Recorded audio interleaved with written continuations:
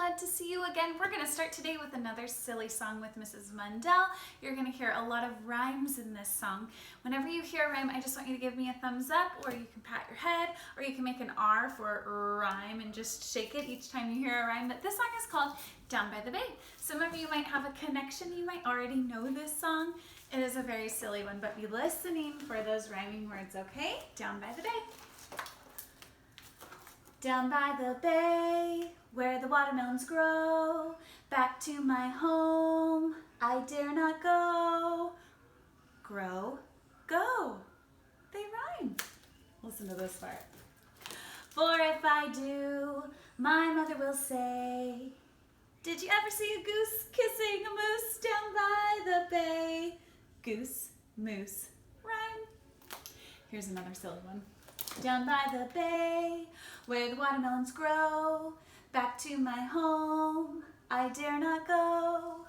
For if I do, my mother will say, did you ever see a whale with a polka dot tail down by the bay? Whale tail. Okay, here's the next one. Down by the bay, where the watermelons grow, back to my home, I dare not go. For if I do, my mother will say, did you ever see a fly wearing a tie down by the bay? Fly tie, rhyme. Down by the bay, where the watermelons grow, back to my home, I dare not go. For if I do, my mother will say, did you ever see a bear combing his hair down by the bay? These are so silly. Here's another silly one. Down by the bay, where the watermelons grow, back to my home, I dare not go. For if I do, my mother will say, did you ever see llamas eating their pajamas down by the bay? Last one. Down by the bay, where the watermelons grow, back to my home, I dare not go. For if I do, my mother will say, did you ever have a time when you couldn't make a rhyme? Down by the bay, time, rhyme, rhyming words. That is a fun song. Well, today we're going to do a little bit more rhyming. Have you ever seen these letters together? I-N-G. Whenever we see them next to each other, we say ing. Now, you may have seen ing in some of the words that you're reading. You might also be ready to use ing, ing in your writing that you do with Miss Stanton. Today, we're going to be learning all about ing. Now, we see this chunk, ing, in a lot of different words. Like if I took ing, do you know what that word would be? King, yeah. So if I put the letter K in front of ing, I've got the word king. And speaking of king, this is my friend. He's called the King of Ing. Dun, dun, dun, dun, dun, dun, dun, dun. Presenting the King of Ing. Now, the King of Ing is just here to help us remember that anytime we see ing, we say ing. Ing, king. You notice how they sound the same? Well, here are some more words that have ing in them. See if you can figure them out. Ready? Sing. What word? Sing. Yep, so we're going to add sing to our King of Ing board. How about this one? Ing. What word? Ring. You got it. You're good at this. Okay, here's your next one. Whoop-ing. Wing. Now listen to these words. King, sing, wing, ring. They rhyme. They all end the same. They're part of a word family. Remember, word families sound the same at the end, so they're rhyming words. Well, here's a few more. This next one starts with a digraph. See if you can figure it out. Ing. What is it? Thing. Very good. Now the last one is going to be kind of the trickiest. So I'm going to see if you can get this one.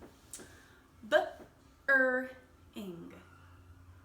Bur-ing. Bur-ing. What word? Bring. You got it. Now, ing is super cool because it does have its own little word family. King, wing, thing, sing, ring, bring. They all end with ing. But you will also find ing at the end of verbs. You might be thinking, Mrs. Mundell, what in the world is a verb? Well, I want to tell you. Verbs are action words. Action words are things that you can do, like skate, or swim, or run, or my favorite, eat, or lift. You can add ing to the end of all of those words to show something that you're doing. They're action words. So if I put ing at the end of skate, I would be skate-ing. If I put ing at the end of eat, I would be eat-ing. So I'm going to try to act out a few of these verbs that have ing at the end, and I want to see if you can figure out what they are, okay? You ready? Here's my first one. Remember, it's something that I'm doing, so it's going to end with ing, ing. Okay, ready? What am I doing? You know? Does it end with ing? Running. Very good. So we can add running to our King of Ing board, right? Because it ends with ing. There's lots of words that end with ing. Okay, here's another one. It ends with ing. It's a verb, so remember it's an action word, something that I'm doing. See if you can figure it out. What am I doing? You might say jumping or hopping. Both of those end with ing, ing. We can add that to your board too. Okay, the last one is kind of tricky. See if you can figure it out. What am I doing? I'm sneaking. Yeah, sneak-ing. Lots of words that end with ing, ing. So, your job from this lesson is to be able to know that anytime you see ing or hear ing, it's ing, ing, yeah. So in your weekly menu, there's a couple of things that you can work on to help you remember that ing is ing. The first thing, ing, oh my goodness, I'm saying it a lot, is a little song that you can sing to help you remember. This song is called There's an Ing in King. Now you might see that I've already made a couple of these chunks, the ings, orange, because I was going on an ing hunt. So what I want you to do is grab a marker, like a light colored marker, and you can go through the paper, and as many times as you find ing, what do we say when we see ing? Ing, yeah. Whenever you see it, I want you to highlight it, okay? There's a special song that goes with it. I'm going to sing it for you now, but when you're going through your paper, you can even practice it to help you remember. It goes like this. There's an ing in king, ing. There's an ing in bring, ing. There's an ing in swing, ing. There's an ing in sing, ing. I am going, ing. I am coming, ing. I am playing, ing. I am stopping, ing. And then at the bottom, you can even practice spelling it with your fingers. Finger spell ing. ing. Yeah. Ing is ing. Okay? The other thing, so try this song. Highlight ing every time you see it and practice saying ing, ing, ing each time you see it. The other thing that you can do is there is a crown that you can print on your weekly menu. You can cut out the crown.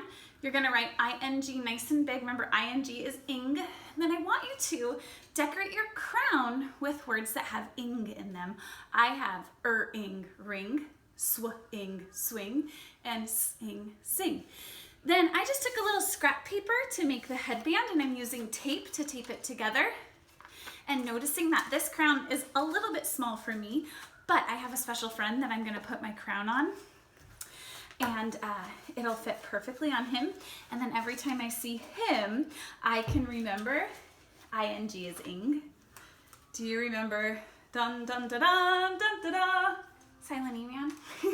I can put the King of Ing crown on Silent E-Man. Now Silent E-Man helps me remember Silent E at the end of the word makes the vowel say its name.